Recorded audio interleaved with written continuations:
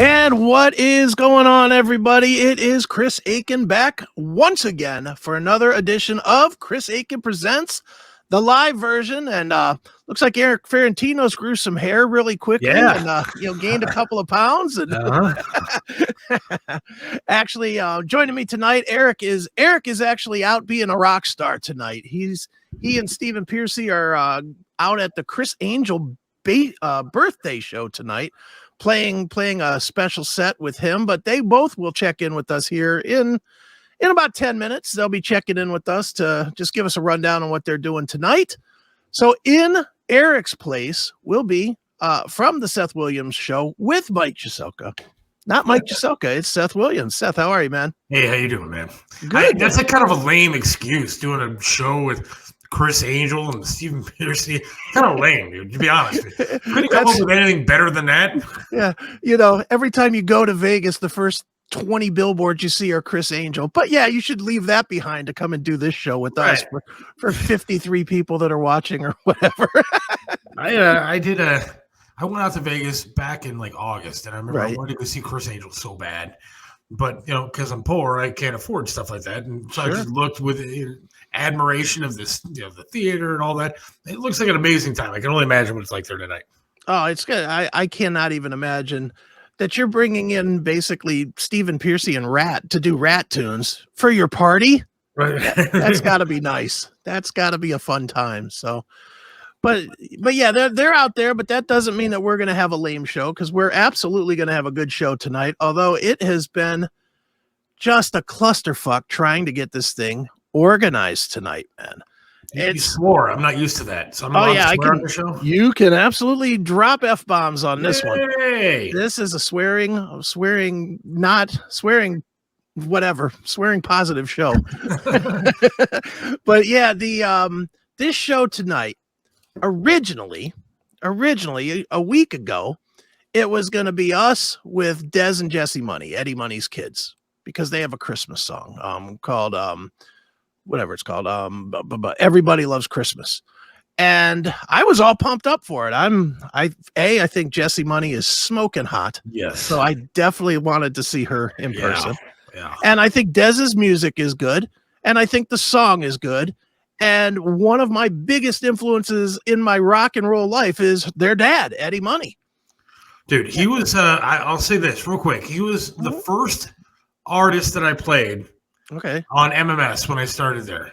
Very good. I actually got a job, not just being an intern, but actually got a job, and I was pulling CDs, and he was the first one that I played. 2 Tickets to Paradise. There you go. Look at that. So he has history with you as well. Yeah, absolutely.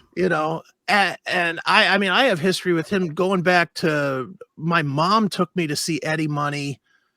God, maybe 1980 or 81. I mean, it was early. It was after 2 Tickets, but it was before like Shaken. Right. So way early in his career. I was like 10. I was like 10 years old, and I saw Eddie a bunch of times, and I interviewed him a couple of times, and just a big influence to me.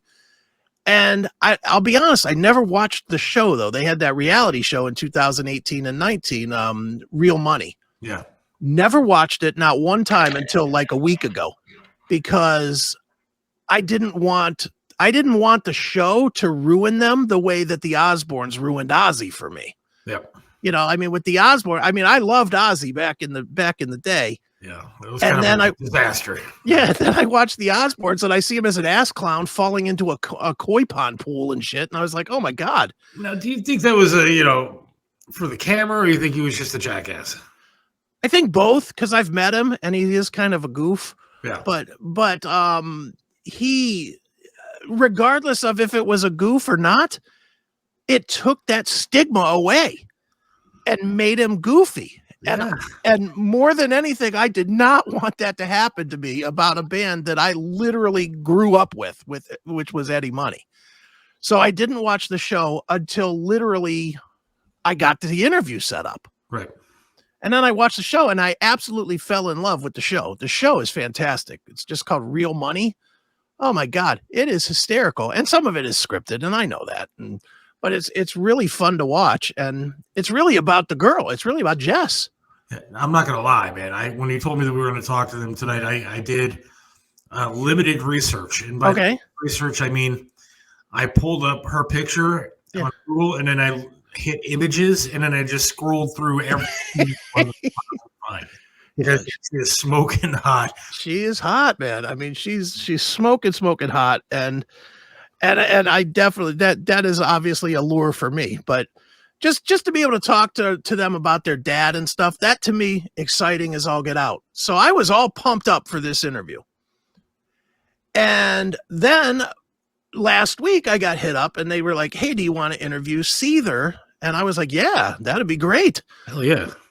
So I was like, "Shit, yeah, I'll interview Seether. Get back to me and let me know." I gave them the time and I was like, "Okay, get back to me and confirm." I don't hear anything. Right. So I go into this morning with, one more thing. On, I think, Thursday, Erik, that I do the show with, hits me up and goes, "Bro, forgot to tell you, I'm going to be in Vegas. I'm going to be Rockstar, and I can't be on the show Monday."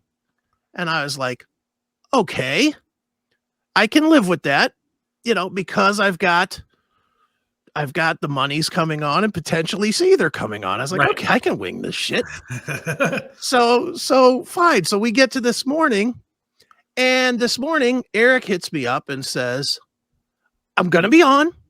I'm going to come on for a 15 minutes. I'm going to pop Steven on." I was like, "Okay, another cool guest. Outstanding." Awesome, right? And Eric's jumping in on his own show. Like the commitment. Everything's great. Then I start getting messages from the money camp that Jess is going to be on a plane at 8:30, so she can't be on. Do you still want to do the interview with Des? To which I said, "Sure, I'll still do the interview with Des, but I'd still like to talk to Jess on a different interview." Again, because she's smoking hot. Right. So, so not over the phone. I need to see her. Yeah, I need to see this picture talking to me and saying my name. It's the closest I'm ever going to get. Yes. So I'm like, "Sure, I'll do this interview. No problem." So then out of nowhere, I get an email from the Seether people that never committed to doing the interview, who I had kind of thought were not doing the interview. Right. He'll be on at 9:15. Okay. So now I'm scrambling, changing all the artwork that I did and all the write-ups and everything for tonight's show. And then I get another email. Des doesn't have internet. He may or may not be able to come in.